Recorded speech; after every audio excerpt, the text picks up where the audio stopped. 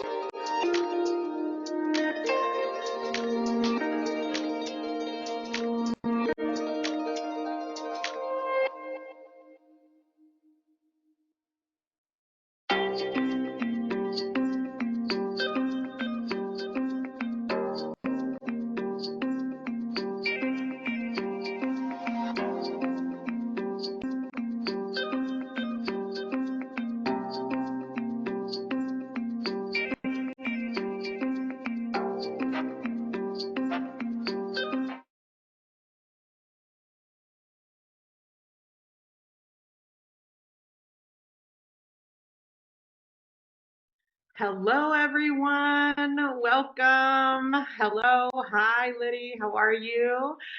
I see Barbara and Christine, Caution. Hello, my friend Maggie, Stephanie. Welcome, welcome. I am so excited to see everyone here and start this conversation about desire, not require. I'm so thrilled that you have joined us here, especially live. Of course, I am also recording this and we're live streaming and we're going to share it with the world, and whoever shows up to it was meant to see it whenever they're ready to see it, right? And so I'm super thrilled to bring this conversation and really help to elevate our level of consciousness and have a deeper conversation about what we desire, and more importantly, allowing ourselves to desire it. And a big part of that conversation is getting out of our own way to allow the desires to come forth and to show themselves and to be observed in our reality. And a big part of what gets in our way is what I like to call is the requirement. So we're going to dive deeper over the next 2 days into what that looks like. But first, I just want to give a few minutes for everyone to roll on, be in our space. and get comfortable. First and foremost, thank you, Caution. Yes, I'm excited to dive in. And speaking of, let me make sure I can see the chat. Okay, there we go. And I do encourage you to bring a notebook, however you like to do that. Some people are pen to paper, some people are, electronic on an iPad or what have you. But this is about a transmission. This is about receiving a new message, a perspective, and an aha, as a lot of people like to call it. And it's an opportunity to hear something newly. And I always like to invite you to be here in a new space, an opening, and allowing yourself to hear things such as maybe you've heard it before, let's air quote that. However, we're not the same as we were yesterday, if you can and step into that. And so how we hear something may be new in today's experience. So I always just like to invite you to open up, receive, allow things to come up. You might even feel a little emotion rise up. I've been known to activate, and that's okay too. I think that's honestly a beautiful place to arrive at, is the allowing the body to feel the resonance of what is being heard, what is being felt, what is being received. And if you can be in that emotion, even better, right? And so just allowing things to show themselves as they are meant to be, and just experiencing this in your way, right? This is your experience. I always like to remind everyone that you created me. You created this experience and this observation. And I, of course, the beautiful thing is I created you too. So, and we'll talk a little bit more about that. It's like, where does our realities show up and come from, and we'll unpack that even further. So first and foremost, where are you guys calling in from? Like, where are you located? Where is your current reality? Right? I have a fun story to share really quickly as people roll on, and one being my life took a drastic shift and change by choice in October of last year, and I uncoupled from a beautiful, relationship of 22 years. And I am happy to say that we, my husband and I, we are still friends. We're still co-parenting our children, and these beautiful experiences. And I honor all of the creations that we had. And we've decided to fly solo and fly separate, and kind of take our lives in new direction. And at the same time, same month, I moved my 18-year-old daughter to Seattle, and I resided in Redondo Beach, California, which is near LA. And Louisiana, Tennessee. I know we've got some people, I think, from Texas, and so this is great. And so as the story continues, obviously that was a big month for me. A lot of emotions, a lot of shift, a lot of change, but there was a trust that I was maintaining in that period of time, even in the darkest of dark moments, and even in the hardest of hard, right? I knew that there was a rebirth that was occurring. And so, of course, it came with change and shift and location, like, where am I going to live? What am I going to do next? Some of those questions started to arise. And one of the biggest things was the traditional route would be to move out of the house that we were in. It was too big, too much, 4-bedroom. I don't need that anymore. Just me and my little 5-pound dog. And the traditional route would have been move into another apartment or another space or a home, and, rent for a year, right? Sign the lease. And my body fully felt this heaviness. I just felt heavy with it. I was like, wow, that feels constricting. That feels like a contraction. I'm like, what is that, right? And I immediately saw the opportunity to go nomadic. And what that means is like, well, what if I just rented monthly in different locations, or stayed with friends or family, or, whatever it comes to. And more importantly, trust Gus. And you're going to hear me say Gus a lot. This is what I subscribe to, which is God, universe, source. It's all one consciousness for me. So I love Gus. and Gus is me, right? Gus, we are part of that source energy and my current level of understanding. And so I invite you to whatever you believe is fine, right? And whatever resonates for you. But I like Gus. I loved it so much, I even got a tattoo. I'm like, trust Gus. Can you believe it? My first tattoo in all my life. So here I am at this massive, intersection of my life, and I made the decision to go nomadic. And I share all that to let you know that I am sitting in a 600 square foot adorable little house in my first location in Joshua Tree, California. And when I decided, first I thought it was going to be Arizona. And then 2 weeks before the decision to move, like the reality called I'm moving out of the house, I got this download that said, what about Joshua Tree? And immediately I felt expansive. I was like, oh, the stars are gorgeous in Joshua Tree. And I just leaned into it. I was like, okay, what if it's Joshua Tree, right? And so here I am. I manifested Joshua Tree, and I didn't sign up or reserve, let's call it that, my home, this house, until 4 days before I was to leave.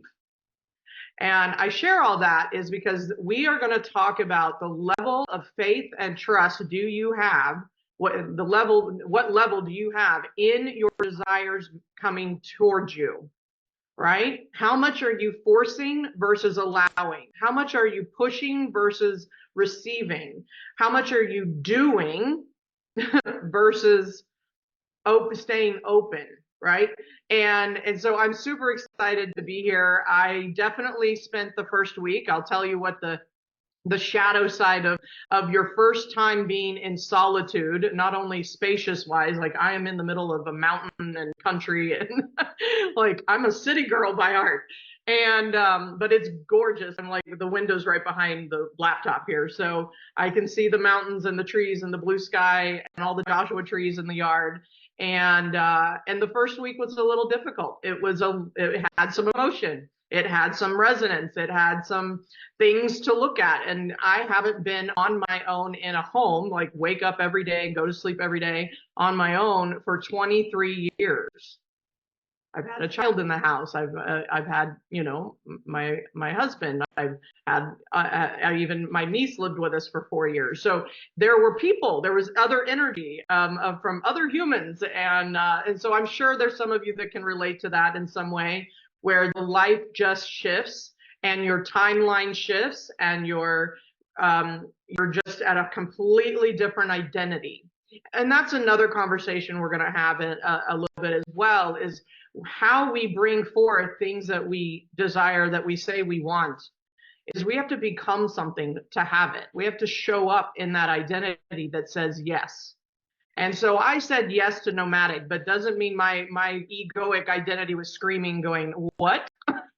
Like, what do you mean you're going to float around the country? and what is that? I mean, I've never done that before in this capacity by any means. So it's super exciting, and I'm completely I took the brave leap. As you know, my company's called Brave Masters, and the bravest thing we can do is trust and face ourselves and show up for the adventure.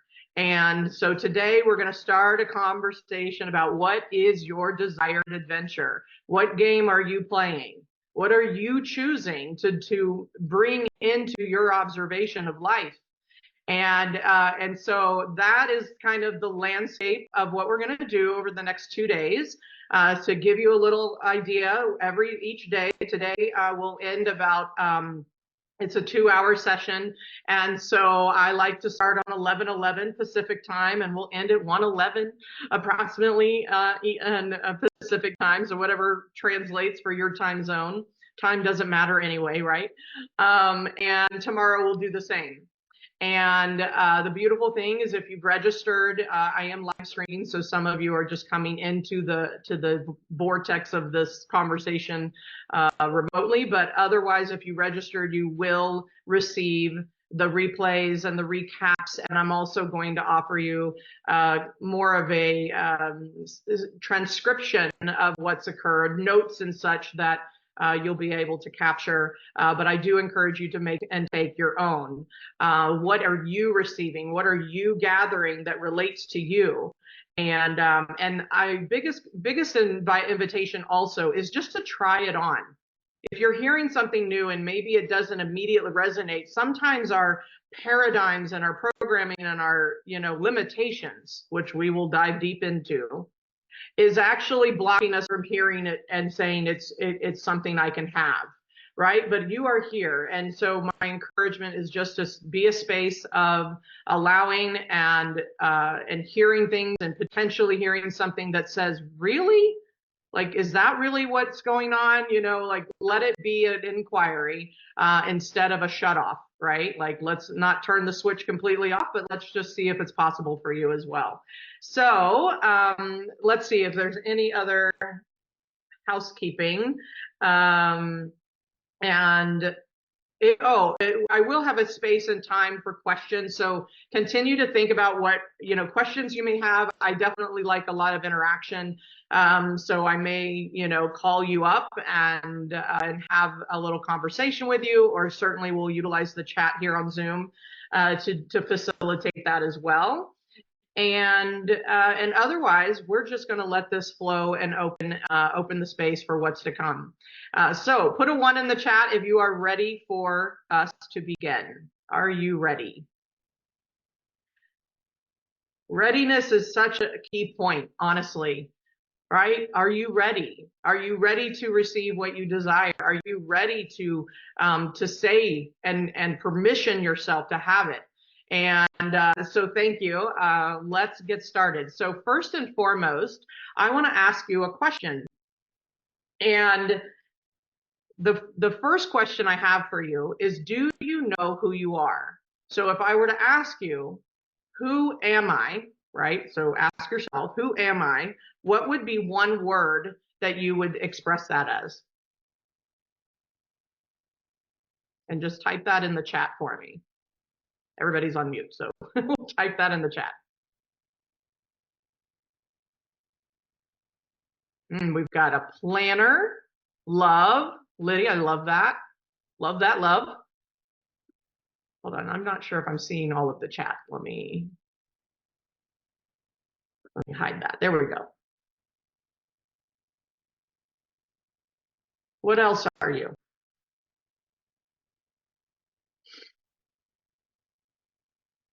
A farmer. Hi, Leah. Welcome, welcome. Who are you? Give me one more. And it's like, what's the surface answer? What do you hear when that question is asked, right? Healer. Beautiful. Love that. So what I would like to deepen the conversation to another level is that you are the infinite source. You are Gus.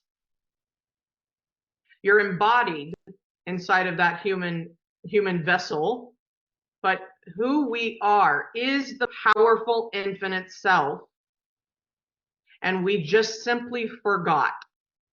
And then we came into this life and we started choosing our preferences, choosing farmer, choosing a planner, choosing healer, right? So notice, if infinite source, infinite self, infinite being, I use them all, if that's who we are, then would it not make sense that all choice, all possibility is who we are as well? Everything you desire is simply a possibility. And we're either calling it in or we're blocking the crap out of it. We're shutting it down. And so our limitations, our egoic self, you'll hear me talk about the different, I call it the two sides of who we are in this human experience, which is ego and essence, or false self and faithful self, or, I sometimes say ego or infinite being, right? So they're kind of interchangeable. But our egoic self is the highest form of separation from who we actually are. So if we believe who we are is infinite, like I said, try it on, then what has us limit all of that infinite possibility? Right? Like why? Why limit all that? And so obviously as a human experience, I believe it is each 8 billion of us is simply an expression of one consciousness. We are expressing ourselves in our own way. So that's the beauty. Like we each get to choose our desires. We each get to choose our possibilities. We each get to call in the opportunities, the observations of what we see in our life. So here's the good news, the bad news, the whatever news, is that you've created it all. You've created it all. You've created circumstance. You've created the observations that you visually see in your physical world. You've created the lack of scarcity and the lack of money, the lack of love. You've created the abundance of it. You've created whatever your reality is, your current observation is, you are the creator. And so what I want to start with is get the power of that. The power of you are the creator. Like when we can come back to that and we can come back to the ownership, I call it the radical ownership of the power of who we are, and let that viscerally settle in. I promise you, it's a practice, and I've only recently arrived at that. It's a new experience to remember who you are. And I believe my journey is to unravel that one step at a time. And most of my life has been limitation and scarcity and all of these patterns, which the ego likes to create. So that, why does the ego create them? Oh, because it creates certainty. It creates the box. If I know what the box looks like, I know how to be safe. If I know what to expect, if it's predictable, I know how to be safe. And so our egoic self, which is our friend, it's not our enemy. Please embrace the ego, not hate on it, right? It's there doing its job. It's there to keep us from the tiger that's chasing us, right? The fight, fight, or freeze, excuse me. But it is also our limitation. It is also the thing that we give so much power to and keep us away from the actual power that we are, the creator that we are. We say the ego is the creator. We say that it has the power. We say that if the ego is safe, then then I'll be okay. And really, it's the flip of that. Can we remember we're the creator that is already safe, that is already abundant, that is already complete? Can we be in that space and then desire what we desire?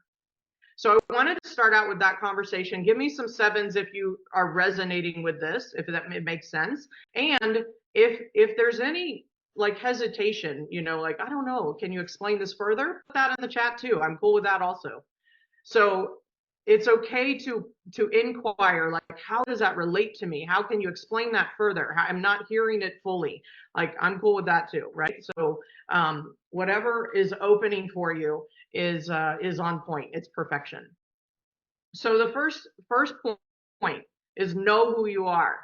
So just take in for the rest of, at least for these 2 days, let's just embody the fact that we are the creator of it all.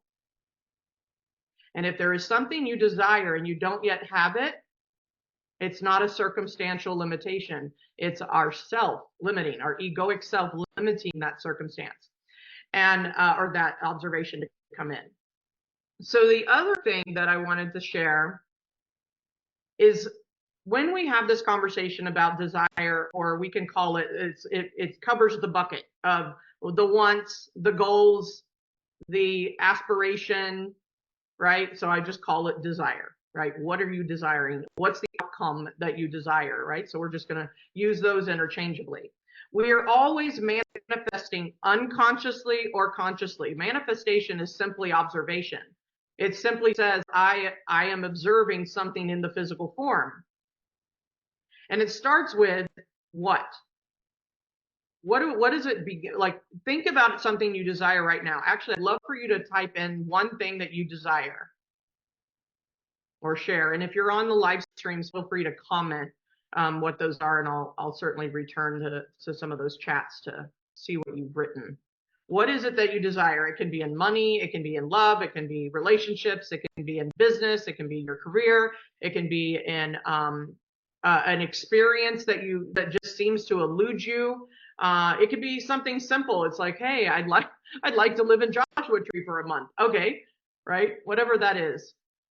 Land for my new business. Own my own horse. Oh yes, Stephanie. Stephanie loves horses. That's awesome. Peace. There's an experience. Yes, love that. See, first, notice how we're just sitting here on an amazing technology called Zoom, right?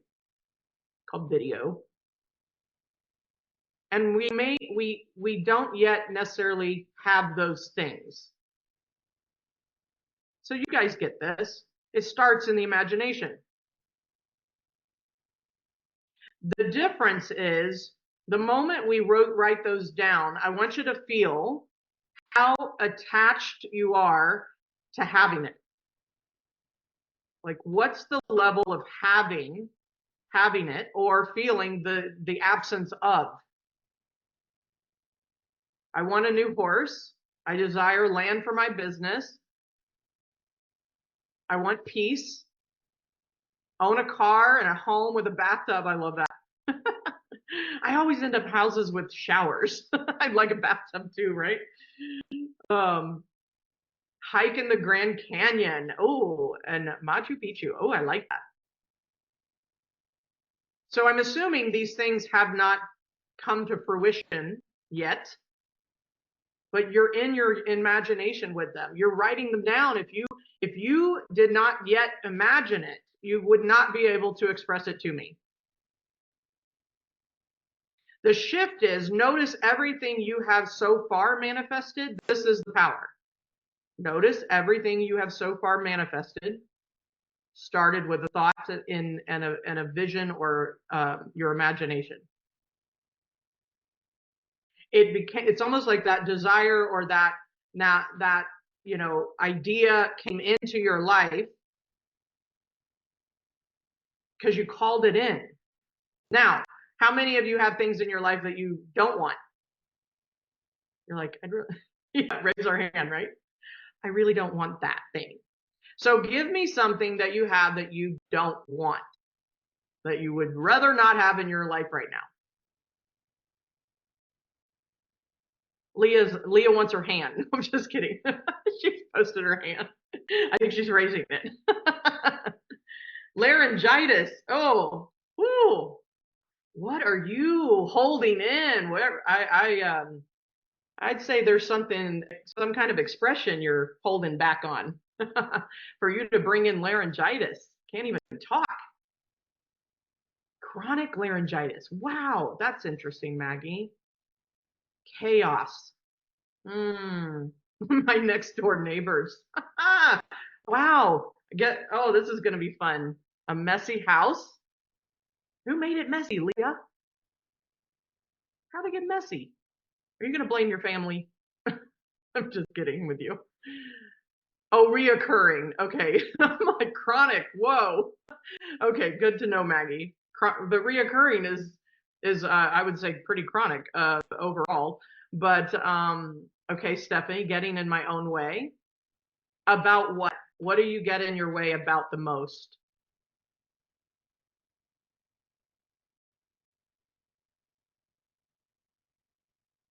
What do you get in your way about the most? So when we identify the things that we don't prefer, right?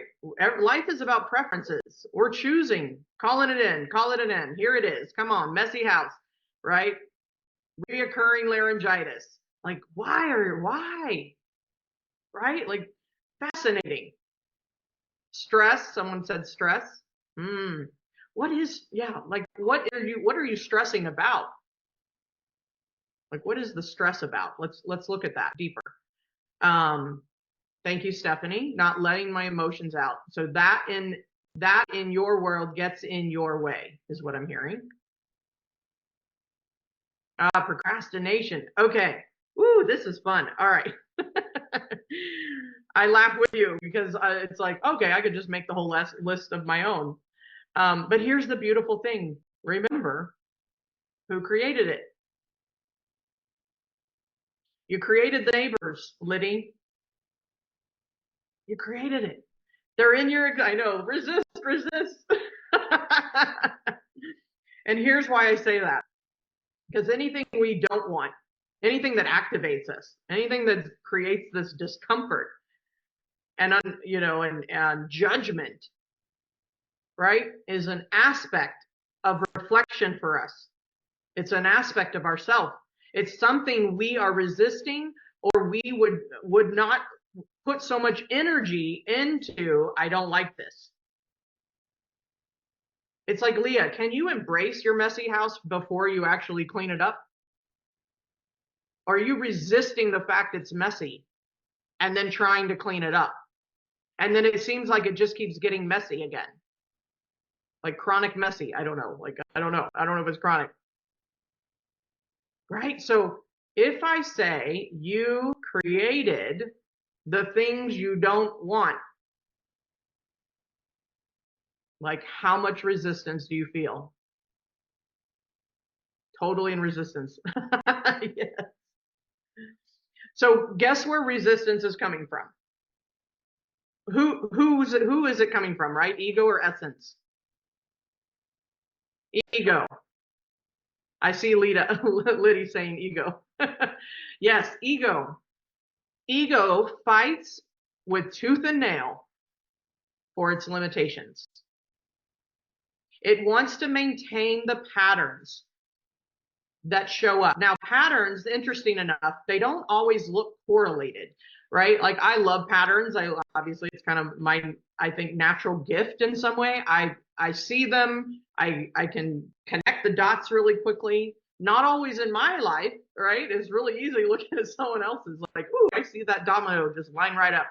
But I've gotten much better at starting to recognize my own and continue to be, because I'm willing to step out and go, what is this showing me, right? Can we ask the question, what is this actually showing me right now? What pattern wants to reveal itself? And so I look at patterns as if they're dominoes, and notice how when you line up the dominoes, like I've never done this before, but I really need to do the whole domino trick where then you push one and everything falls down. Is that when you created the origin of the pattern very, very long ago, there was some version of the intention in childhood that said, oh, I'm not good enough, so I'm going to create a whole bunch of pattern experiences, right, inside the pattern that will continue to validate my limitation. Because if you have a truth, which truth comes from belief, right, like our current level of truth can come from the beliefs that we choose, that, and therefore, what are you being, right? Like what identity continues to maintain those beliefs? So if you have the domino and you've originated at the first one and then you push it, notice how the momentum continues, like da da da da da, right? Like falling down without much effort.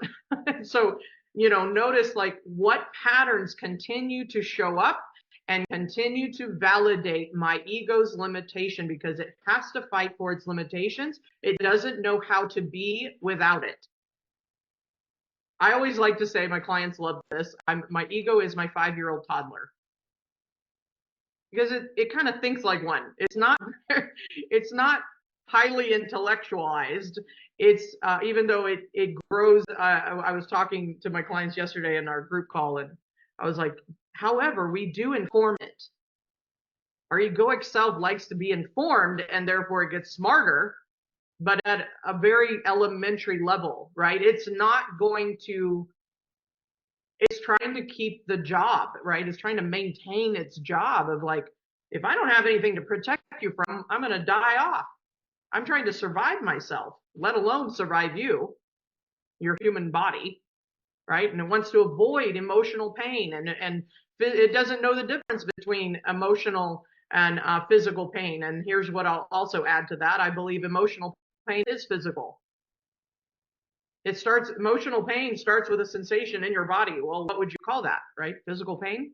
So it's sensitive to how close am I getting to that emotional pain, and therefore how many tricks can I play, how many unconscious protective behaviors can I play out to protect you, to get you away from, and to maintain my identity as the ego self.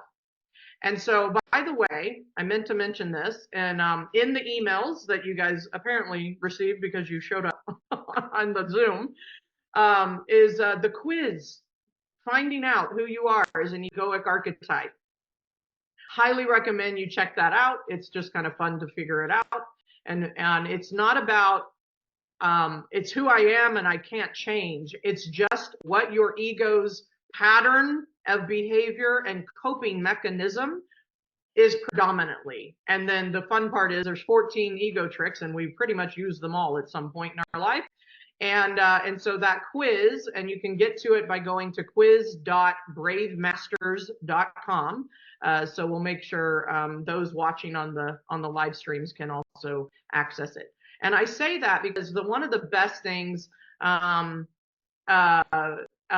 is to somewhat experience what it is that we unconsciously do to slow ourselves down, to actually maintain that momentum of the dominoes falling and the patterns maintaining, and how do we keep those in place, right? And some of those ego tricks will give you some of that insight as you start to practice.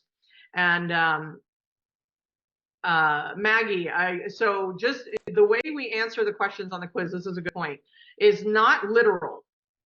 It's not like, because the circumstances may not apply to you much at all, right? They're all hypothetical. It's just if your limited self was to answer the question and respond to the question, pick the best one. Like, just pick the one that you would lean into, or your past self. So just consider it. Yeah. Our ascended selves are like, that's not me anymore. And that's okay. So yeah, try it from that perspective, your past self, just to play with it. And then there's a training and video training on the back end. Okay, so the first step to desire, not require, and the first thing to understand is for the time being, is that we have to identify what we desire, and that starts inside of our imagination. So I've asked you, what do you desire? I've asked you also, what do you have in your life that you don't desire? That's another great way to figure out what you don't want, because you can just flip it and go, what do you want? So if you have a messy house, I'm assuming you want a clean one, right? If you have neighbors that you don't like, I'm assuming you want to live in a peaceful neighborhood, right? So there's, it's a method to get to what do I want, what do I don't want, therefore what are my preferences in life, what would I love to have? That's step one. Now, the other thing is, many of you, as I've already asked, is like, what do you desire?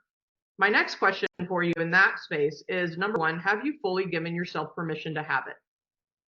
And this will lead into our next point, which is, in order to have something you desire, you have to believe in it. So we'll get there in a moment. So first, desire it, define it, and intend it.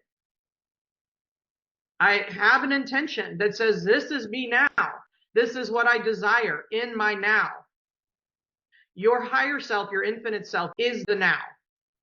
Notice, consciousness has no time. There is no time constraint. It doesn't exist. It's not space and time. It's not linear. It's all encompassing of all the now. And you therefore are that now, that consciousness, that infinite self. And that is a place to continue to return to home, right? Like return to self, return to that source, and like really embody Like, what if I am just the now? What if I am all possibility? What if that's the truth of who I am? My clients love this. I like to use the analogy called the ocean, right? Like, I feel like I love the ocean. Like, that's why I live by it. I'll head back there shortly.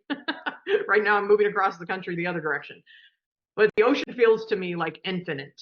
Like, if you look at every little drip of water, there's just so much. I also sit on the sand on the beach, and I'm like, I pick it up with my hands and I'm like, can you see the tiny, tiny, tiny, tiny little granular? And then look at the beach and go, wow, massive, infinite abundance with the sand or the water. So whatever works for you is great. And I just look at consciousness like I'm the ocean, and my body, my vessel, is simply a cup of water. Like, I just picked up the ocean. So did the ocean go away? No, I'm still the ocean. But my egoic self put a limitation called a cup, a vessel, right? We're just choosing to be a human experience, experiencing all the different aspects of consciousness, of infinite intelligence. So just another way to look at it. Like, I'm the ocean. So my clients are always hearing me say, I'm the ocean. Remember who I am. I'm the ocean. Okay. So second step within step one, right? And once you desire it and get clear on what it is, you have to permission it. Like, grant yourself permission. So how many of you, like, looking at your desires, have a sense of like, I don't know if I can have that. Like I'm not sure I can fully have that. Do you 100% believe, right? I've got some hands, Maggie, right? And tell me again, Maggie, what was your desire? Hold on, I'm scrolling. Hike the Grand Canyon, retire, more time with grandkids. Okay, you had a couple. Sell my business. Awesome, awesome, awesome. Which one has the most resistance to permission for you? Like, giving yourself permission to have?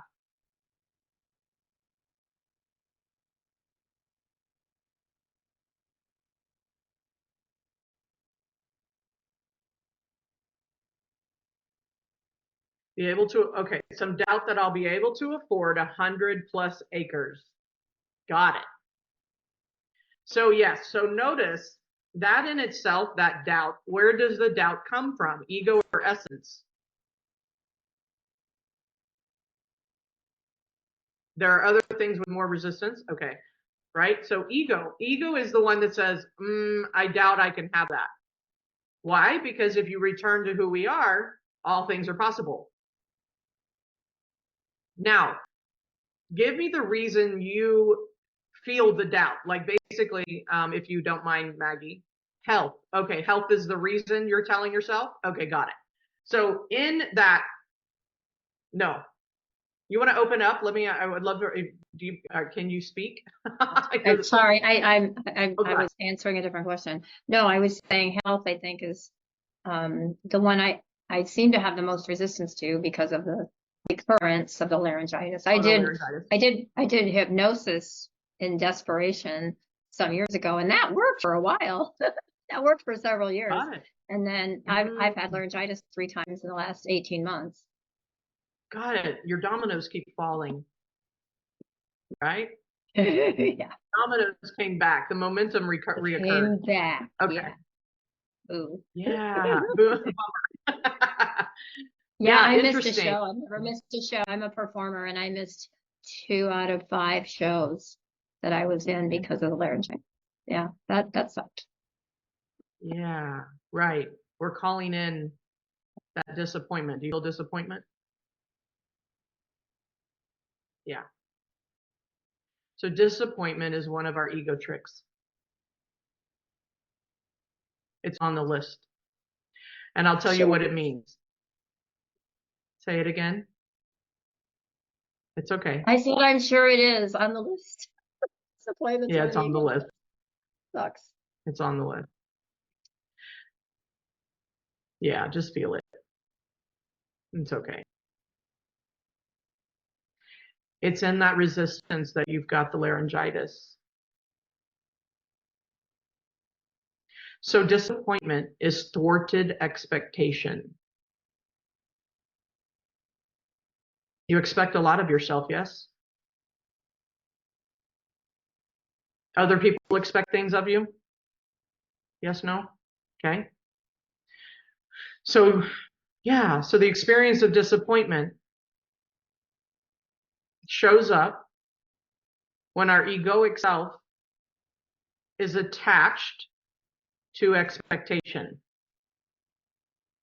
is attached to the outcome, is attached to wanting it to be gone, right? I want this to be over. I want the dominoes to stop falling, but they keep falling, right? The laryngitis keeps coming back. I miss performances. I would say, I mean, I've got goosebumps. So I would say the laryngitis is absolutely trying to show you something that is not being seen. And there is an attachment, an emotional attachment that is underneath that, right? There's a source to it. And so therefore the pattern of your health and like not being fully, on and performing, like, wow, I didn't know that. That's amazing. Is impacted. So that's the ripple effect of the dominoes falling. But the dominoes will continue to fall until we somehow disrupt and interrupt the pattern. And the only way to do that is to get clear on what the pattern is trying to tell us. It's like, who would you be? How long have you had the chronic laryngitis, or repeating, let's call it that, reoccurring? Oh, at least 20 years, maybe 20 more. years. Okay. Yeah, I had trouble with my voice even in college. It wasn't laryngitis, but I had to go on voice rest for a semester because my voice was so tired. So I thought I didn't have the stamina Yeah. to, be a singer. So yeah, it goes back a long way. Oh, I'm going to land a question here that I wasn't quite ready to give, but I'm going to say it anyway. Who are you without performing? Oh. I'm a lot of other things. I'm very involved in my church, and not just as a singer. I've been studying the Course in Miracles. I'm a financial advisor. I'm a really good one. I'm in relationship with a lot of amazing people. If I were to ask you if you could never perform or sing again, what would you feel? Oh. Probably devastated. Okay. So when I ask the question, I'm going to back up. So thank you. Thank you for those answers. So I'm going to back up to, who am I without performing? And I just want you to sit with it for just a moment. Your egoic self immediately came in and solved the question. I'm this, I'm that, I have other things going on, right? Which is what we do.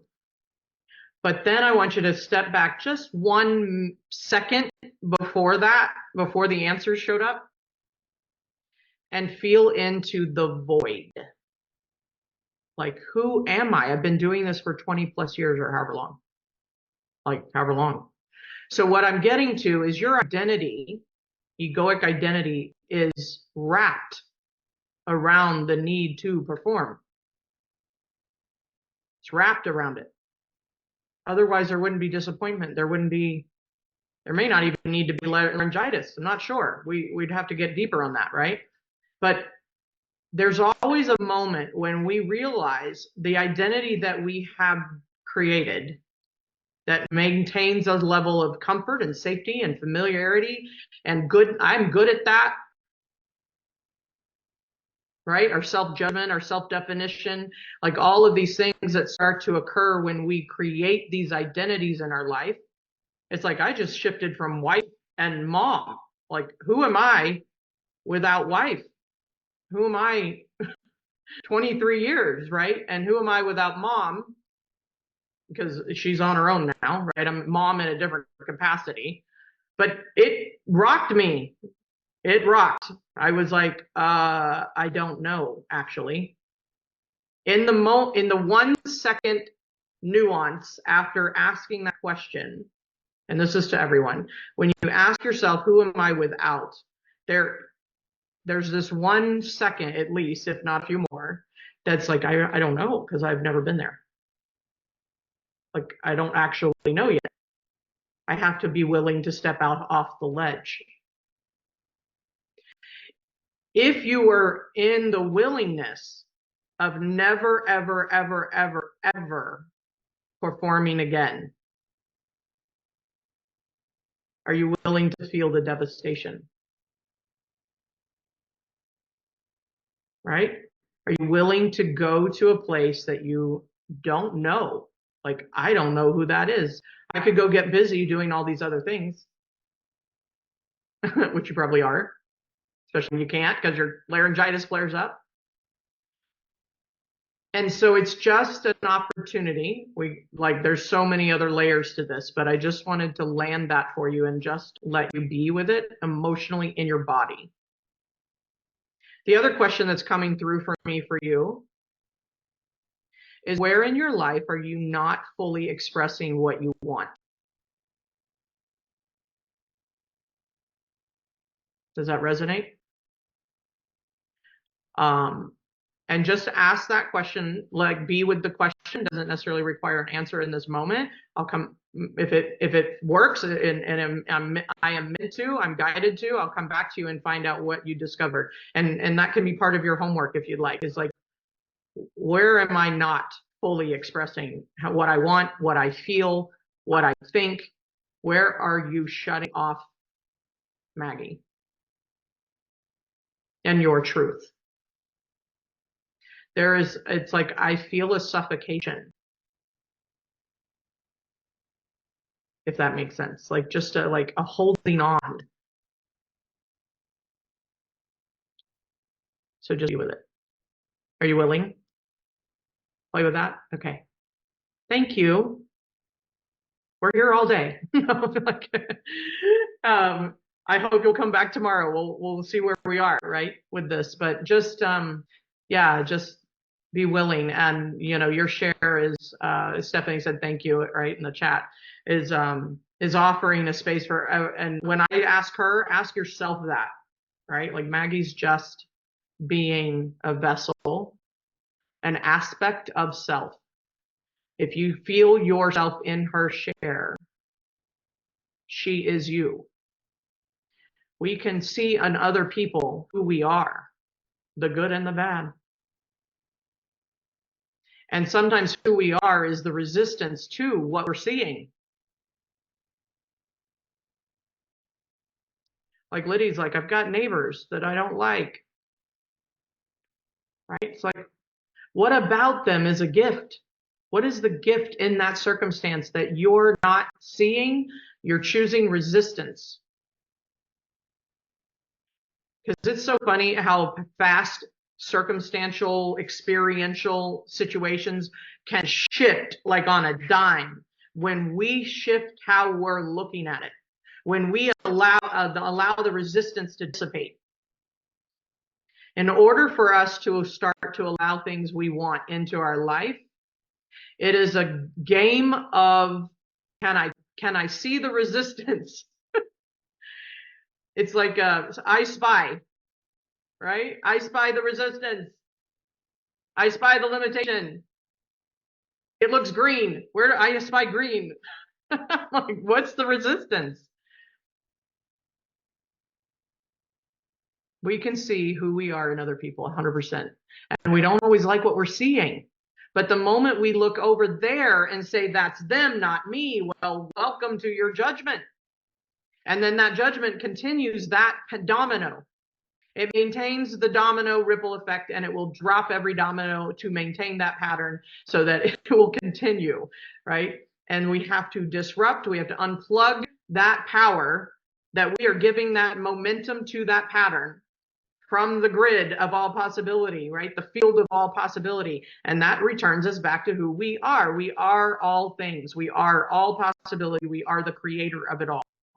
And so it is such an opportunity to, the moment you don't like something, it's like, and what's that trying to tell me?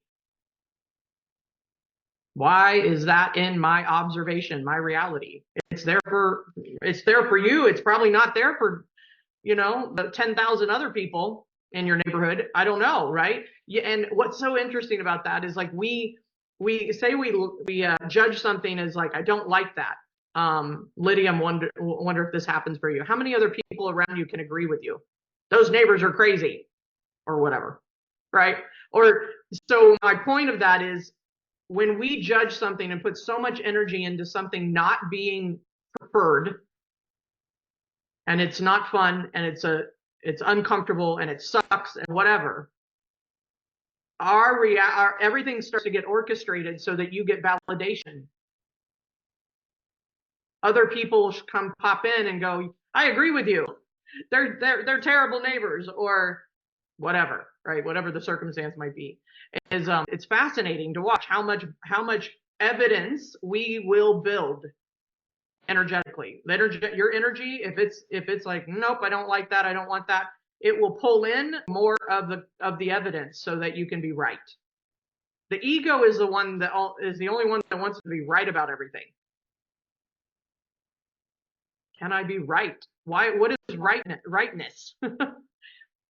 It makes us feel safer. It makes us feel like, oh, I got this.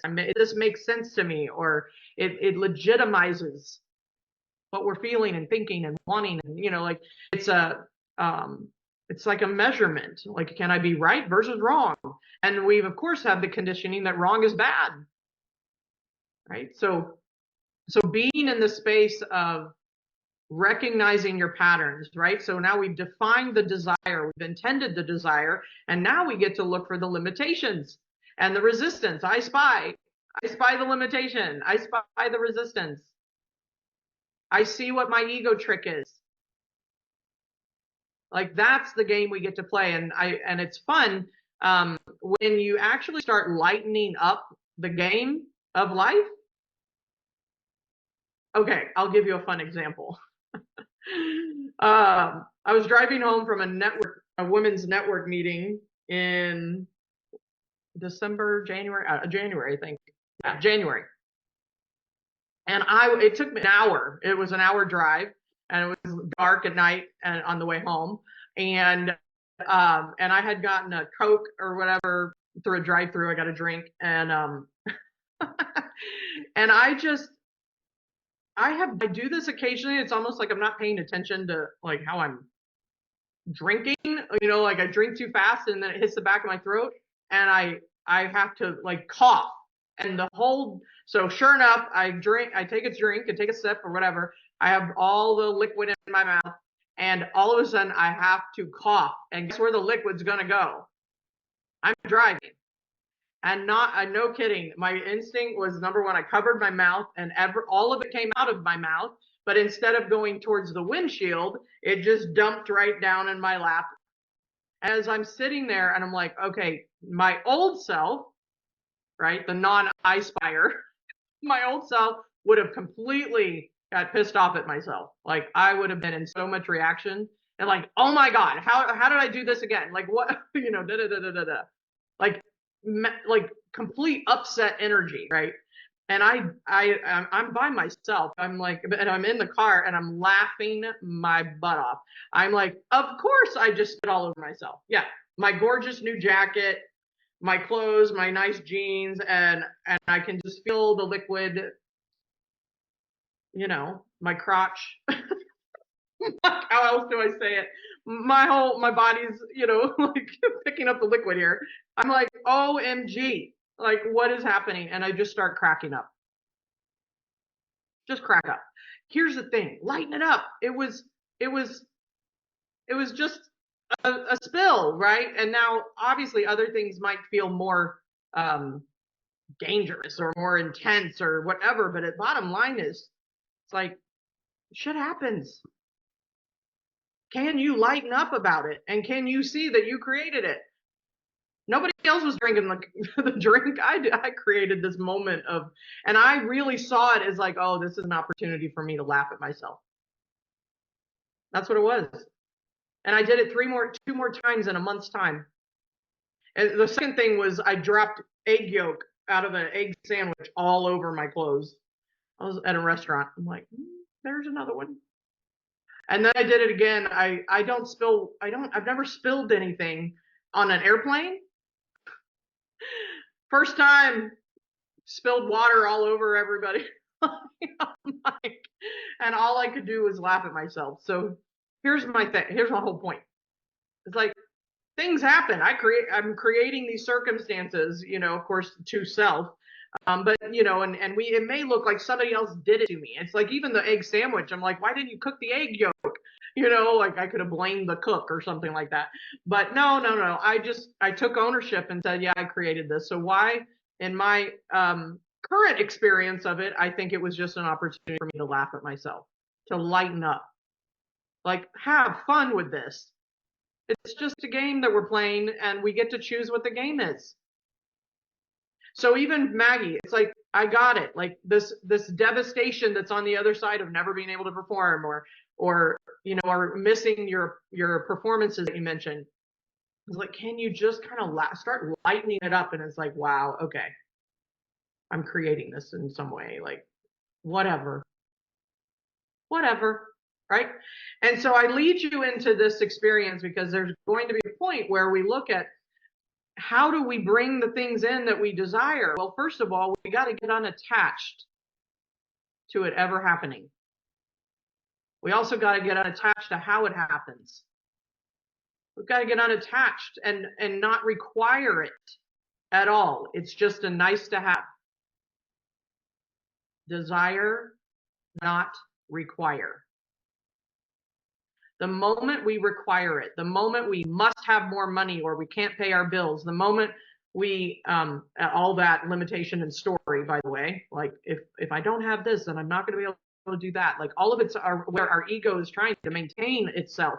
It's trying to fight for the limitations, because it's like, wait a minute, if you just snap out of that for a minute and realize how abundant and taken care of you actually are by your infinite being, new things can come in, shifts can occur, I call it magic money, can show up, or somebody just pays for it for you. Like they didn't even hand you the money, they just took care of it. Like magic can happen. It's like magic miracles. My client community, we call them glimmers. Like, can you find the glimmer in the situation, the magic miracle? Because you are the magic. You're creating the magic. And even in the things that look undesirable, it's magic. Like, oh, created that too. Laryngitis, over and over. That's interesting. Why do I do that? Why is my egoic self fighting for that limitation and keeping the dominoes going? So define it, give yourself permission to have it. Anywhere you're not giving yourself permission is a limitation, it's a resistance, it's a self-doubt, it's an ego trick, it's a I don't know if I can, I don't have any evidence of the truth of it being real for me. That's a big part of permission, is we want permission to have it, yet then we hold it back because we don't have evidence. Like, what if I can't, what Maggie say about 100 plus acres? What if you can? Was that you? Maybe that wasn't you. Somebody else. Who was that? Oh, caution. Sorry. Caution. So, right? There's doubt that I'll be able to afford the 100 plus acres. Okay, you can choose the doubt, or we can choose the permission granted. Done. And stop looking for how. HW3 is one of the ego tricks. The moment HW3, the moment you ask yourself, how, what, when, like, right? Where? HW3, 3 W's. How, what, when, where. All of that is egoic. Because if you truly believe you are the creator of it all and consciousness orchestrates everything in your favor, you would not need to know any of that. How, what, when, where. 4 days before I was meant to be in Joshua Tree. I'd already declared, I already heard the like confirmation. Yep, went to Joshua Tree for a month. Okay. And then, you know, I'm looking on Airbnbs and, you know, I'm taking the inspired action. Like, it's not like, okay, somebody's just going to send me a property. No, I went ahead and looked on Airbnb and yet ironically, I kept seeing this one property and then I went away from it and looked somewhere else. And then I messaged the person because she has like 20 properties and this one property, the one I'm sitting in, popped back up as still the top of the line. And it was so cute because this place is one of my my desires is to, and without requirement, is to go to Greece, Santorini, Greece. And guess what they call this little house? Sand, S-A-N-D, Torini. This is the Santorini house. And it's white with blue trim, like bright blue trim, just like Greece. And I was like, and I'm in Greece, even in Joshua Tree. And it was just fun. It was amazing. And I'm like, and there's my house. 4 days, 3 days, whatever, before I'm supposed to move out of my house of 4.5 years, pack up everything. I put half of it in a storage unit, the other half in my car, and the rest I sold. And I show up in Santorini, little house that's adorable, and live in Joshua Tree. It's so possible, right? It's so available. And next, I believe, I'm still feeling into it, but the next I think is Scottsdale or Phoenix, Arizona. And then we'll see. And then I believe it's Austin. And then I am going to house sit in Destin, Florida in May. I'm so excited to help my friend out in Destin, Florida. So I'm kind of moving myself across the country. Okay. So we've defined it: permission, identify limitation, right? Look for the resistance, I spy limitation, and really lean into the love to, I would love to do this, but no, I don't need it. I don't have to. It's not a requirement, right? That is the key. And I mean, you have to feel that to be the truth, is that you don't ever have to need anything that you imagine or therefore desire. When you surrender that, when you truly let go of, I need this and I have to have it, magic miracles. Or, this is the other beautiful part, is because we are so infinite and yet we have forgotten. Most of the time, when we let go of having to have it, something better shows up. But we don't even, our imagination is only limited to what we can consciously create. And so what if we create and then say, or something better? I'd love to have 100 acres of land, or something better. Maybe it's 50 and it's better to make, I don't know, or it's just like it, or something better, right? And so the moment we allow that, then we let go of the HW3s, we let go of the limitation and resistance, and we allow the best for our experience, our human experience, to come through. Okay, so now that's step one, desire it. Okay, step two is believe it. Now we're really getting somewhere. If you got self-doubt, I'm here to tell you, that is not believing in it. It's keeping it at bay. It's like, maybe, maybe not, right? So we hear this a lot, right? We hear, oh, just believe it, or change your beliefs, or shift your limiting beliefs. And yes, all of that is true, but it's almost like, have we gotten numb to or normalized what that means? And then we're really just on autopilot, and the ego is maintaining our beliefs. The ego is in the driver's seat still. And the ego, remember, fights for its limitations, looks for evidence, and that is the biggest signal that your self-consciousness, your infinite self actually is blocked by the ego, is that the ego is looking for evidence in order to believe it.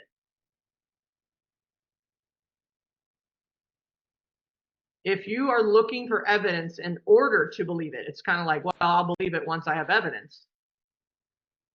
We got it backwards. We know this. It's kind of like intellectually. I need to believe it before I have it, right? We hear that. We hear it a lot.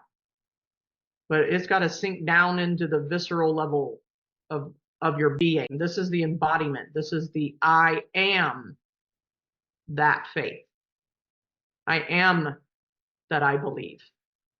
I am that I have it already in the now me. I am the now. So here's a couple tricks, I call it, like, right? Like a couple ways to get you there. First of all, so look at the thing that you wrote down as what you desire, or the multiple things. Oh, I have a gorgeous husky dog that just walked up to my back door. He lives next door with the horses. Okay. So look at the desire, and then I want you to ask yourself the first question. Do I believe it's possible for someone else? Do I see it in the world? So if you desire 100 acres of land, do you see that in the world? Like somebody else has 100 acres of land. Yep, it's possible. It's possible for them. They got it. They have it. It's in their reality. Okay, so you can always, I like quantify things occasionally, like, so you can look at that and go, on a scale of 1 to 10, how much do I believe it's possible for someone else? Right? So if you are asking for something that apparently doesn't exist in the world, maybe you're having a little trouble, like, you know, quantifying that and going, I want this, but I don't see it anywhere. It's kind of like, you know, those that created the airplane did not exist in the world before, but guess where it started? In the imagination. If they did not believe in their imagination that it was somehow possible, they would have never created the airplane, the first airplane. So number one, the question to ask is, do I believe it's possible in the world? In someone else has it, I've seen it out there, etc. Second question, do I believe 100%, a 10, it's possible for me? Do I believe it's possible 100% for me?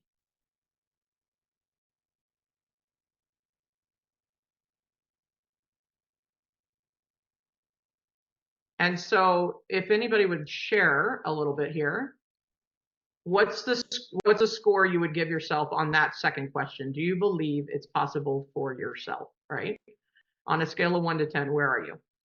Put your number.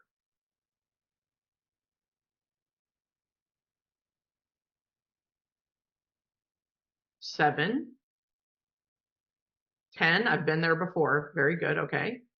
5, got it. 8, Liddy, okay, 10. So for those of you that have the 10s, let's start there. Why do you not have it now?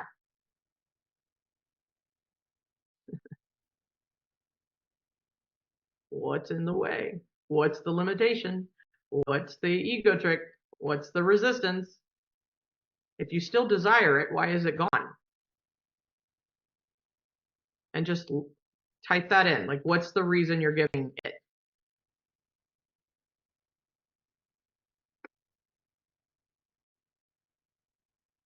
And for those of you that obviously put a number that's less than a 10, 5, 7, 8, somewhere in there, why not? What's your limitation? What is the reason you hear yourself, your mind say, is the reason you don't yet have it?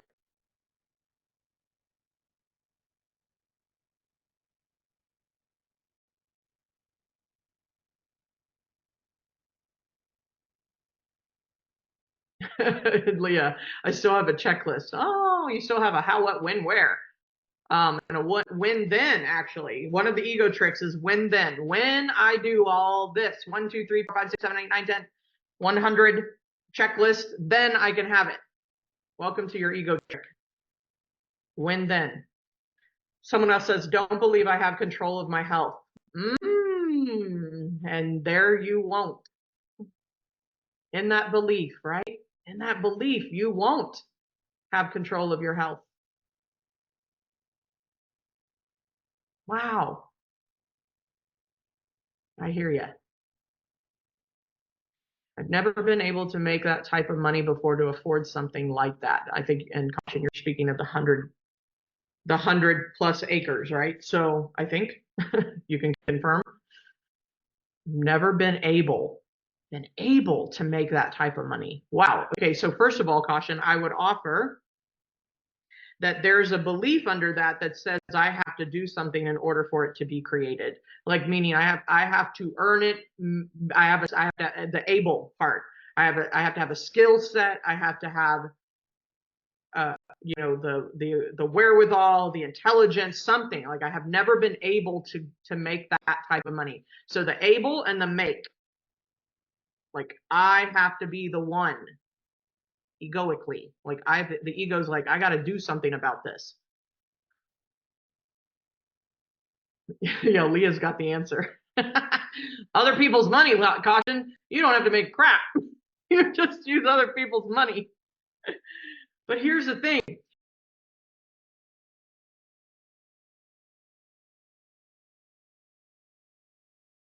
It's blinders. It's always like the racehorse that just keep running, right? It's got the blinders on, and the ego's like, yep, this is all that's possible. Yep, this is it. All I can see is what's right in front of me, and the only thing I can see in front of me is that I can't afford it, or I've never been able to make it, right? So it's just like, I'm going to stay that lane because that's the only lane I know. The only identity I am aware of, ego says, is the one that I've been in.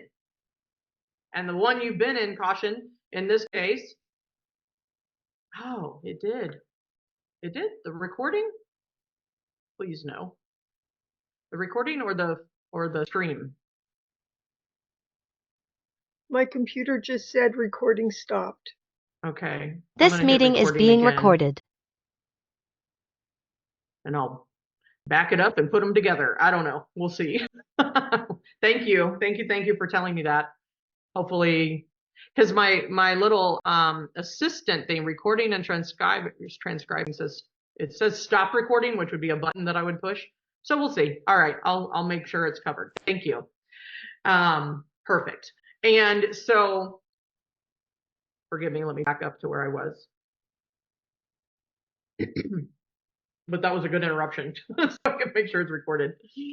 Is if you have a belief, right? The blinders are on, that says I've never been there, and it's like all I can see is what's in front of me or what I have done before. And a lot of that is in our ego trick world is that past projection and future tripping. It's like I'm projecting only what I have been able to see from my past evidence onto my future. And that's what's called fear. What if I can't do it? Right? What if I don't have what it takes, right? So there's just a deeper cut that we can look at to see, like, what is the true attachment and resistance, and like unpack the resistance as to what is actually keeping me from believing. Remember, this is just a belief conversation right now. This isn't even like having it. We haven't got to that part. This is, can I get the belief to a 10? Do I believe it's possible for me? And for those of you that said a 10 because I've been there, then I did ask, like, why do you not yet have it now? Let me see.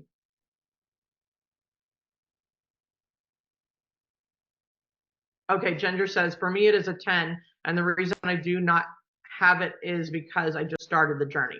Okay, very good. So sometimes if you are at a 10, clearly, like, obviously I want everyone ideally to leave this class with a 10. I believe it. And then we're going to get to step 3 tomorrow, which is actually beyond the belief, right? Belief isn't even enough. So we're going to talk about that tomorrow.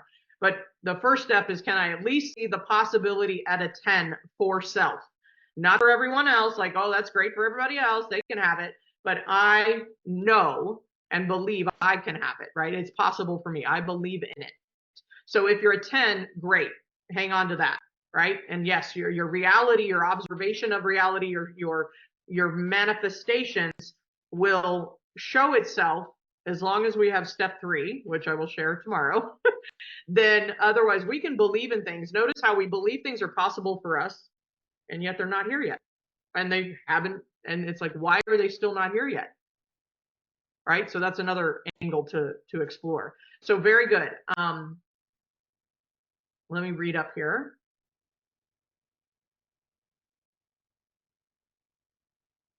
I can relate to not feeling able to make more money, convincing myself that I have enough. Got it. Yeah, so, it's interesting, money, right? A new level of understanding that I have tapped into. And keep in mind, I came from a very, broke, let's like poverty level experience in my childhood. Like we were struggling for, the finances. At the same time, it's like, I had my mom took care of the food, and like we figured it out, but there was an experience of scarcity.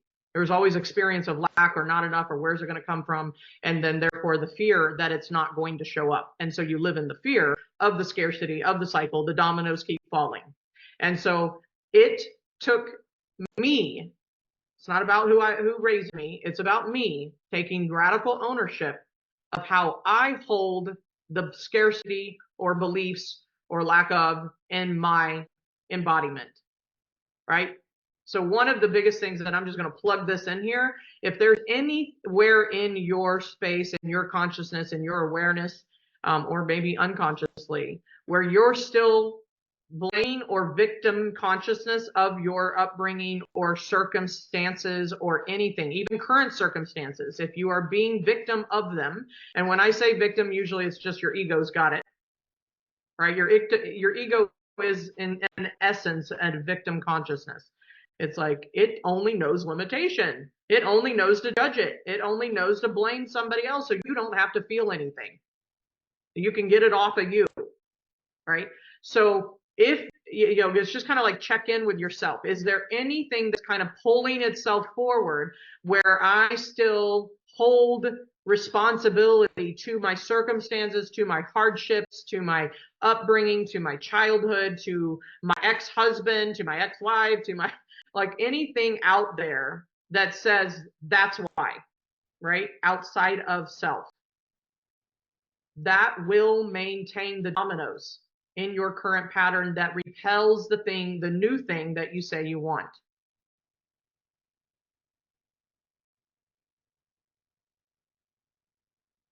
It's over there, right? It's like, if I can get it off of me, the ego says this, like if I can get it out of here, right, then I'll feel safe. I'll feel better. I'll feel okay. I'll feel worthy. I'll feel, right?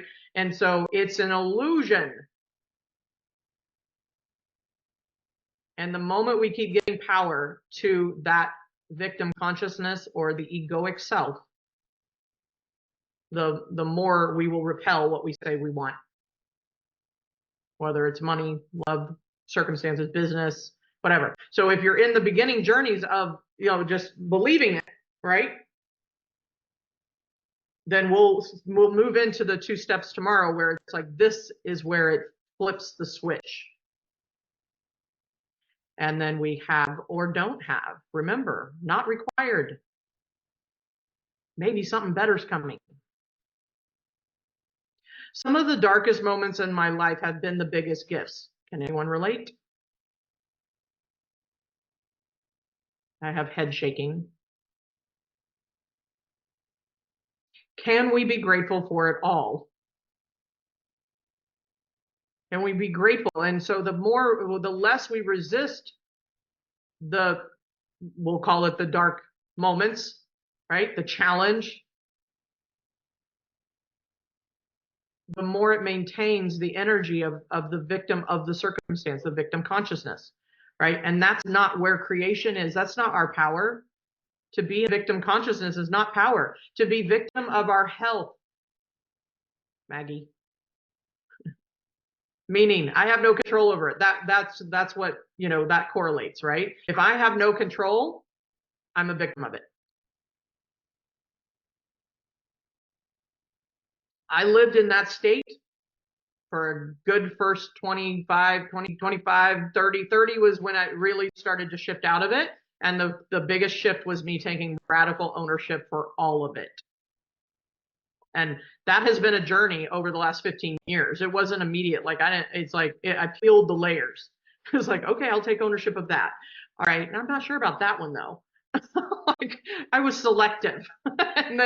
and then as I kept taking more and more ownership, everything started to feel lighter. It felt purposeful. Like all of this is not happening to you, it's happening for you. You've heard this. Take it in, like viscerally.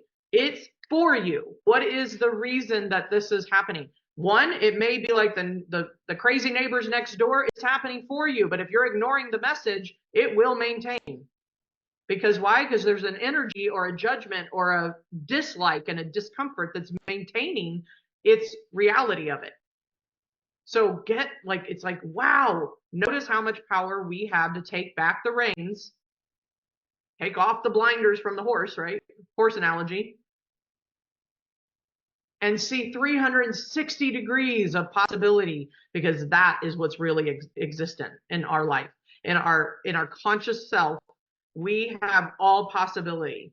And we can lighten it up and just realize it's just a game we're playing and we're choosing our games. You choose your games. It's like, are you choosing a game of business or job or retirement? Or Stephanie calls it hobbyment, right? You're choosing the game of, I asked you, who are you? And then you guys just listed a whole bunch of games you've chosen. I'm the farmer game. I'm the financial planner game. I'm the performer game. It's just the game you've chosen. Some people out there have chosen an astronaut game. Nope, that's not the one I chose. Nope. I don't mind thinking about going to the moon, but right now that is not a game I'm actually going to play. I'm going to watch it on TV or something. I don't know. Right? Like notice all the games we don't choose. And then kind of wonder like, well, why didn't I choose that game? But then when we desire something, that's a new game that we're choosing. I choose to be, caution. I choose to play the game called I own 100 acres. I am a landowner, like an identity of landowner, right? Like I own this land, and that is a game I'm going to play. I'm choosing to play. And instead the ego's like, I don't know how to play it, so I'm going to take away your belief and I'm going to keep you in your limitation and make you look back at your past to look for the evidence that you can be worthy and you can do it and you can make it happen and you can figure it out. And like, hello. Right? I'm like, look at that cray. I'm like, our ego is just cray. So choose self-love. I love it.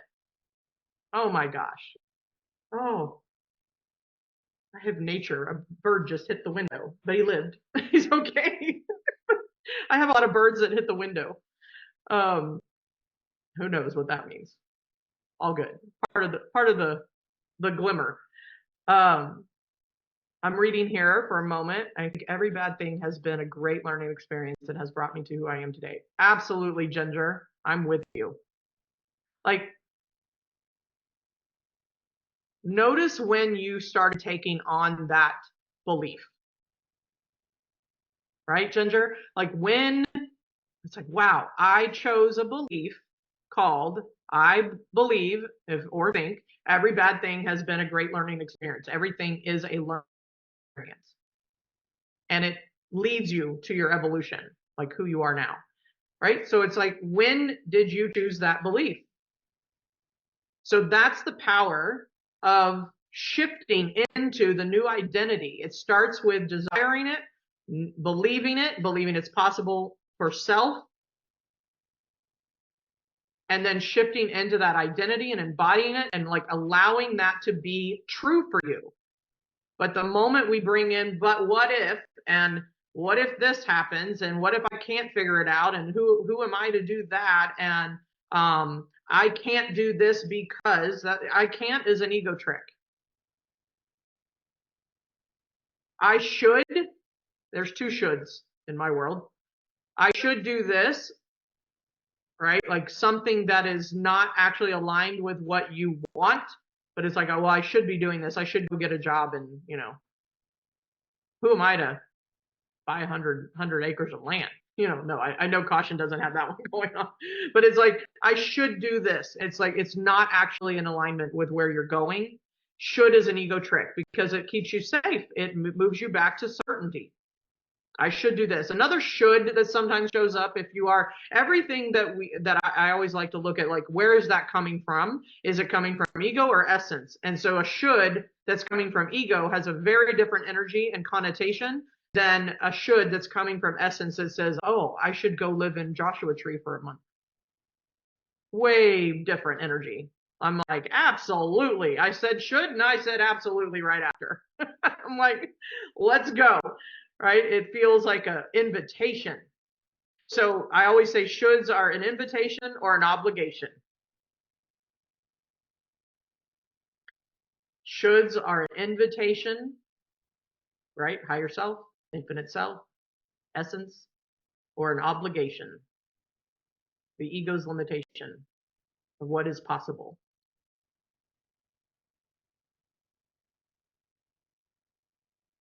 All right, so I want to pause for a minute. I'm like, whoo, that was a bunch of stuff. So share with me, if you would, just so far, what are you hearing for yourself?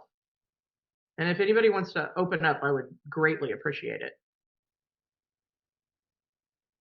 What are you hearing for yourself right now? And you can just share in the chat also.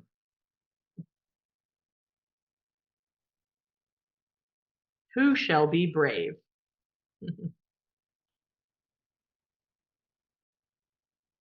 Liddy, beautiful. Thank you. Thank you. You're welcome.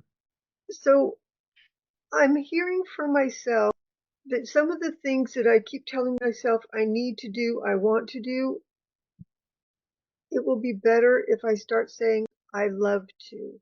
Mm-hmm. I'm writing my second book, but I have been procrastinating for the last 3 weeks and haven't pretty much done anything. And I keep telling myself, I need to write today. I need to write today. Got it. If I give myself the permission to just enjoy it and love it, it feels so much easier. Yeah. It immediately lightens, right? Like, permission, right? Very good. Yeah. You know, I need, right? I need or have to is a control mechanism. It's one of the,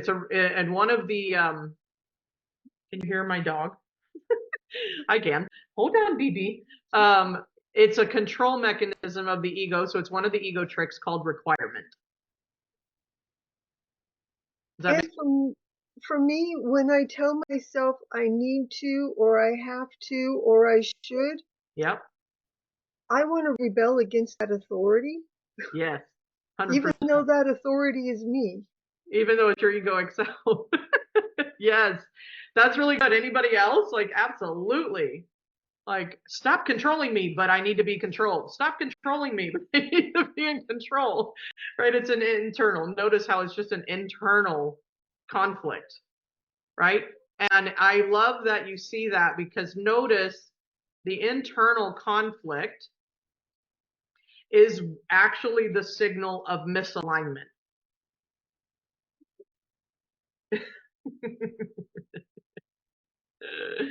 Can you hear my dog? He wants out. No? Okay, good.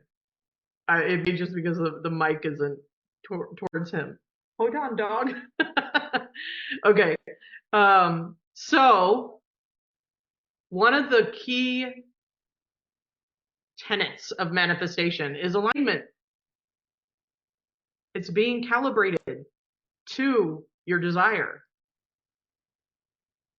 And if you are inner conflicting, right, the ego is louder than the higher self or the infinite self, then guess who's going to win? Your limitation, your resistance. So it's such an opportunity, again, to I spy the limitations, to I spy the ego tricks, to I spy the resistance, so that we can shift our perspective.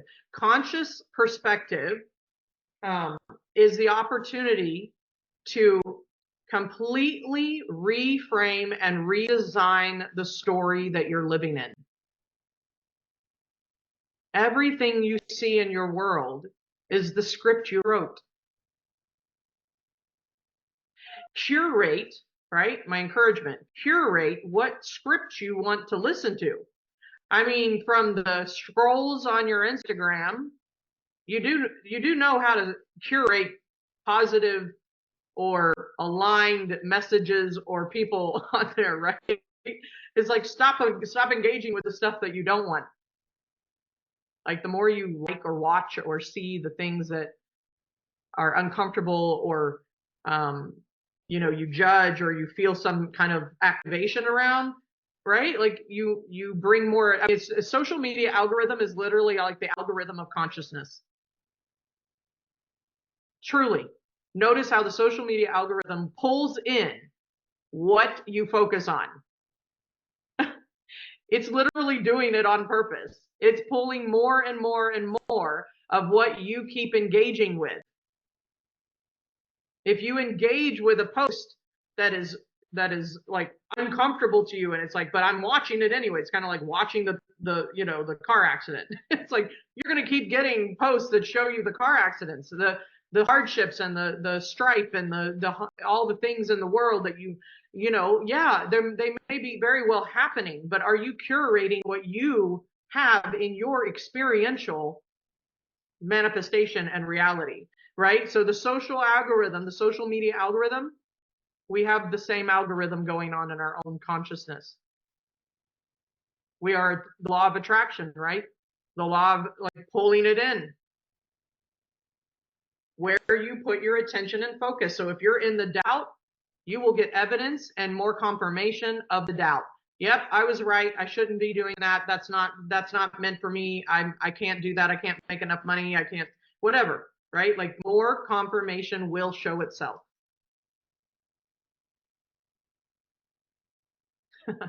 I've never said that one before. Algorithm of our consciousness. Love it. Thank you, Gus. Like, my little downloads, right? So, and I will just say this. It is never too late to shift your entire experience of life. Age is a limitation construct, right? Time, limitation. Our beliefs that we can't or that we shouldn't or all of that, limitation, right? So don't let the paradigm that says I shouldn't, I can't, I'm too old, I'm too young, I'm, you know, I don't have enough money, I don't have enough skill, you know, all of those things are in your way of having fully what you desire. And if it's where you are and it's where you continue, that's okay too. It's just the script you wrote. It's just the play you're performing. And so if you want that play and that movie to shift, right? What's getting projected on your screen, you change you shift you shift your way of being. And like I said, we're going to talk about the beingness, the embodiment tomorrow. And so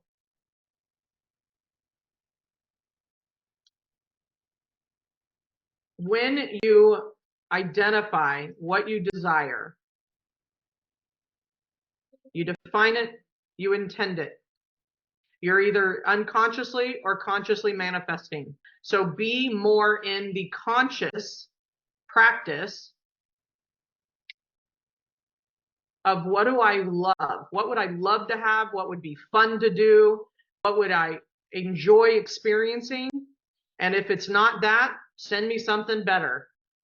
Send me down a whole nother route and just enjoy the unknown. The biggest thing for our nervous system to get calibrated to is the unknown. And I will tell you, this experience with being nomadic and trusting everything will fall in place is is pretty darn magical. Like for me to not reserve something like I was a planner. I was an accountant for 8 years. I was the controller of a public accounting firm, going in and being like, we've got to define all of this for the next 4 years, you know. And I mean, it was so much in the future. And I'm not saying that's a bad thing. Remember, you get to choose the games you play. Just remember, you're playing the game. I played the accountant game.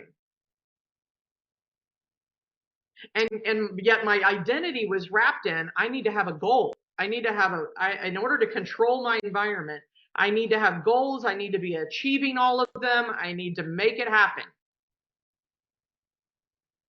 And that was how I controlled the uncomfortableness of the unknown, of the unpredictable, of the risk that life might bring me.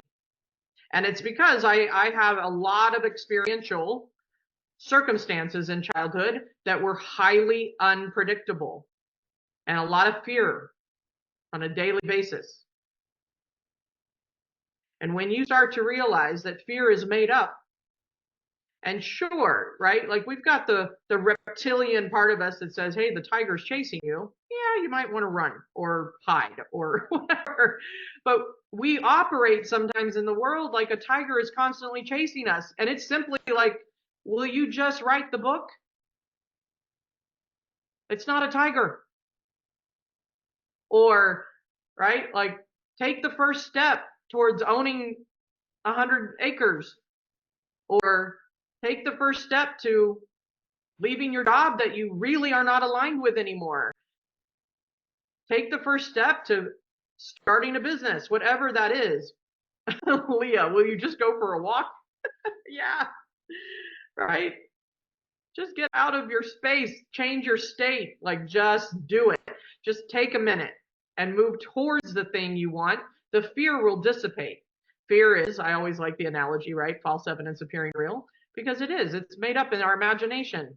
Most of our fears are not real. Now, they are real, you know, like clearly I had experiences that I would continue to be afraid of, but notice how anything that's happened to you in the past that probably might have created a trauma point, you know, point of experience or harm or pain or any of that, it's not happening right now. It is not in this moment, or you wouldn't be watching this video.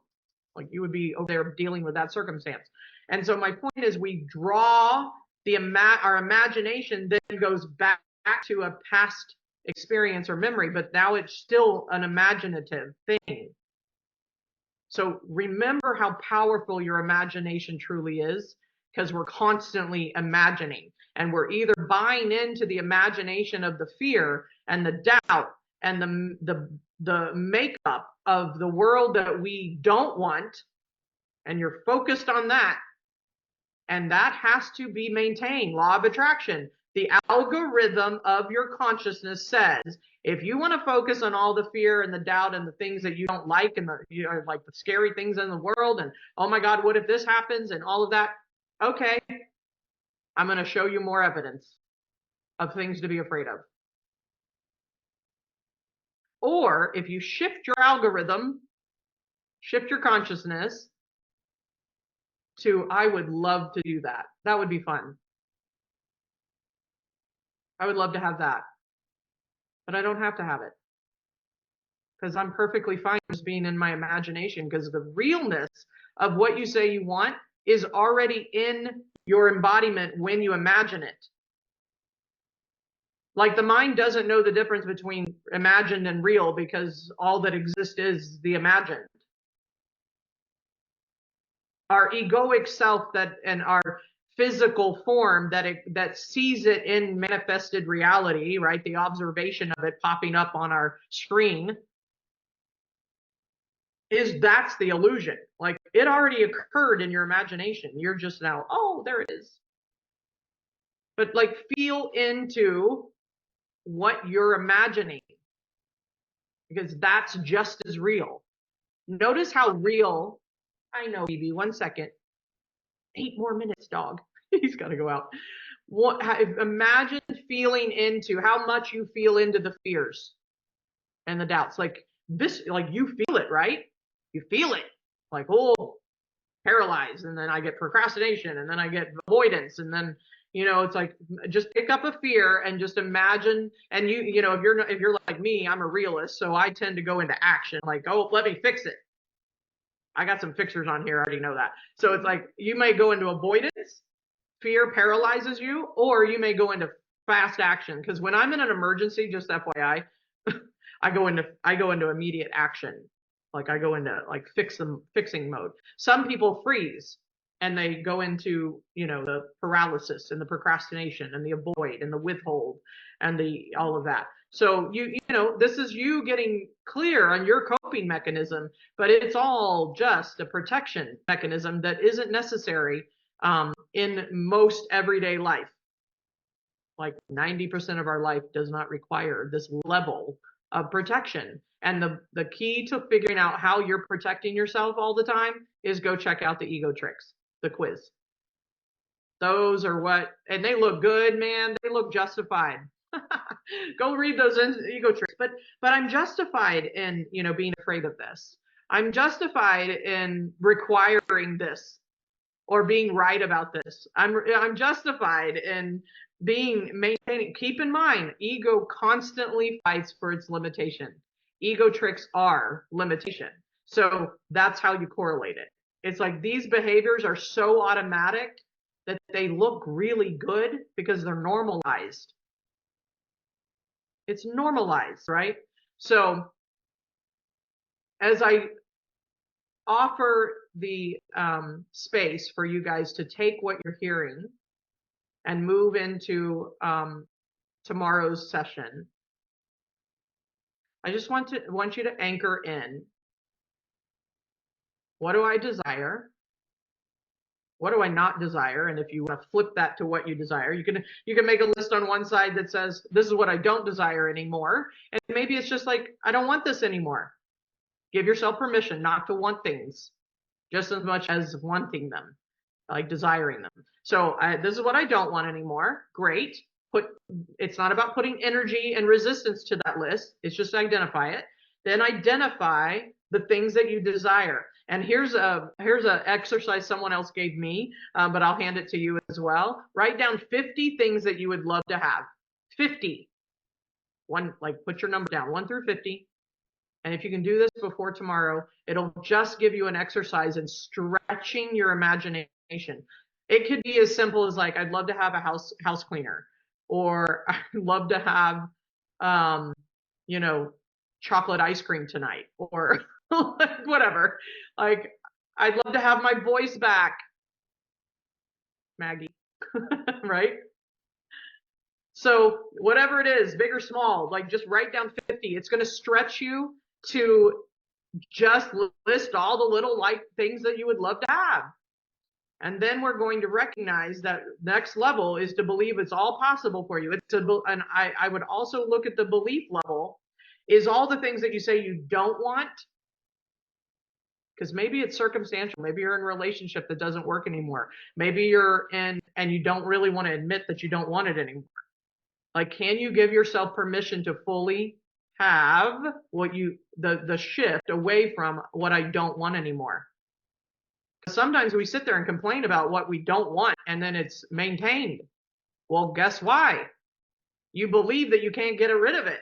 You believe that you have to maintain it in some way, or whatever it is. So take a look at the limitation and resistance around letting go of the things you don't want and all the reasons you think you have to keep it.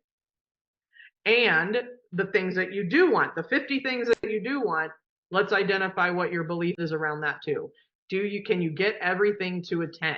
I believe it is possible for me. So in closing, please take 1 minute. Either you can open up and share. If you want to raise your hand, your little icon, your little reaction is share with me the one word or phrase that expresses what you are taking away from today.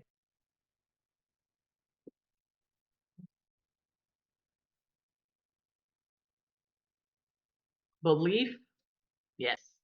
Should as an invitation. Love that, Stephanie. Freedom. Oh, I'm with you, girl. I'm in it. All different levels of freedom now. You know, it's so interesting when you ask for freedom, you gotta, yeah, there's also a level of, can you be in that level of freedom, right? The embodiment of what actual freedom feels like. So yeah, love it. Power and possibility, yay. Ego is louder than the totality of me. Love that, Liddy. Thank you. Beautiful. Keep commenting if you're on the lives or in watching the replays. Please share with us what those takeaways are. And so tomorrow, what that looks like, same time, same place, same link. We'll give you a recap email later today, sometime today. And so you can certainly watch it again if you like, or take notes or what have you, and do the homework, do the exercises. And tomorrow I will share with you not only how to continue diving into our, you know, the containers that I have that'll help you practice this and quantum leap what you are desiring. So I will take some time to do that. And so if you have questions about that, certainly hold them till tomorrow. And do write down your burning questions about any of the things I'm sharing today. And so we will have a Q&A tomorrow as well. And so bring those with you. And I'll make sure to open it up to Q&A and get those questions answered. So thank you so much for being here. And I truly appreciate you. And we'll close out a few minutes before 11:11, but the still in spirit of it. And I just can't wait to spend the same time and space and energy with you tomorrow, or whenever you're watching this transmission in the future. So take care, and I will see you again. Doggy relief. Poor BB. He's like, I am telling you, I've got to go. All right. Love you guys. Talk to you soon. Bye.